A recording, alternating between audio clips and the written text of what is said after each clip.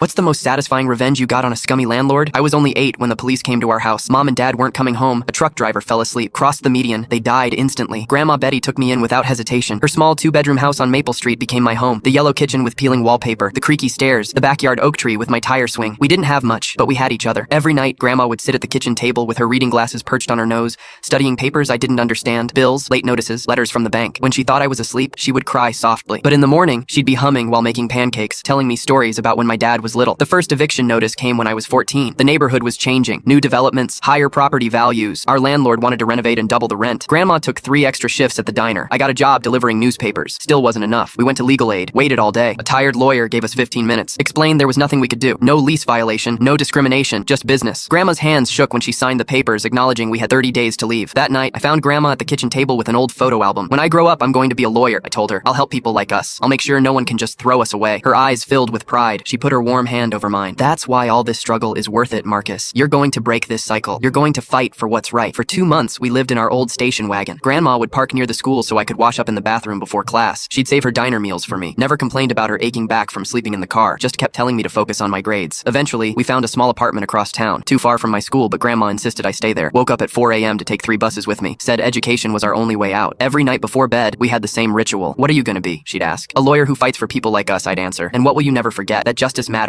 even for people without money. Senior year, Grandma got sick. Cancer. Moved fast. The hospital social worker arranged hospice in our tiny apartment. I did my homework beside her bed, read my college acceptance letters to her, showed her the scholarship offers. The night before she died, she made me promise again. Don't forget the people who have no voice, Marcus. Remember what it feels like to be powerless. Use that feeling to fuel you. I graduated law school 7 years after Grandma passed, turned down corporate offers, joined a community legal aid clinic instead, the same one that couldn't help us all those years ago. One day, a case file landed on my desk. A development company was buying up properties on Maple Street, forcing out long-term tenants through loopholes and intimidation. The same company, I realized, that had pushed us out. The same tactics. I spent months building the case, uncovered years of predatory practices, illegal rent increases, violation of tenant rights, documents falsified. The same signature on papers from our old eviction. The case went to court. David versus Goliath, my first major trial. When I stood before the judge, I wasn't just representing the current tenants. I was fighting for Grandma Betty, for 8-year-old me, for every family that had been treated like they were disposable. We won. The company was ordered to pay substantial damages to all affected tenants over the past 10 years. The evictions were invalidated. And most importantly, ownership of several properties was transferred to a community land trust to create permanent affordable housing, including our little house on Maple Street. Yesterday I stood on the porch. The yellow kitchen now repainted, the stairs fixed, the oak tree still standing strong in the backyard. A young single mother with 2 small children will move in next week. Their rent capped at an affordable rate, protected from the same predatory practices that took our home. As I turned to leave, I swear I felt Grandma's hand on my shoulder, her voice in my ear. You did it, Marcus. You remembered. Some promises take years to fulfill. Some victories come too late for those who needed them most. But that doesn't make them any less worthwhile. I keep Grandma's reading glasses on my desk at work, a reminder that justice delayed is still justice worth fighting for.